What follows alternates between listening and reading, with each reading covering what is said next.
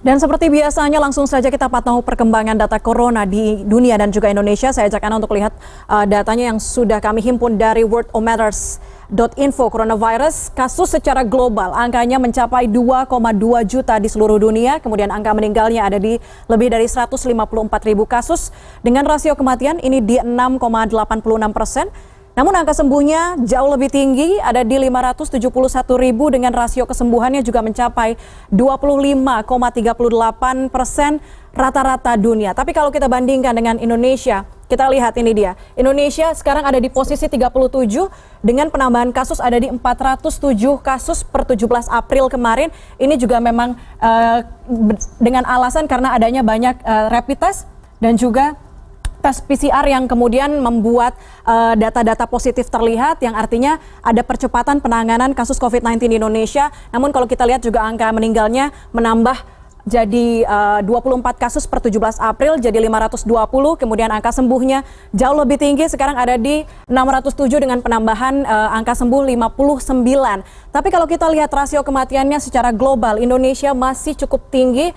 Ini kalau kita lihat 8,78%, mungkin sedikit turun ya. Jadi beberapa hari sebelumnya sempat di angka 9%, namun sekarang sudah turun ke 8,78%. Kemudian rasio kesembuhannya sudah ada di angka 10,25%. Berikutnya kita lihat Amerika Serikat mungkin sebagai perbandingan yang kita tahu ini menjadi kasus nomor 1 di dunia dengan kasusnya mencapai 699.000, kemudian angka meninggalnya tinggi sekali 36.849. Saya sempat baca informasi atau laporan dari cnnindonesia.com bahwa dalam satu hari ini angka kematian bahkan bisa mencapai 4.000 di Amerika Serikat. Sementara angka sembuhnya ada di angka 59.129.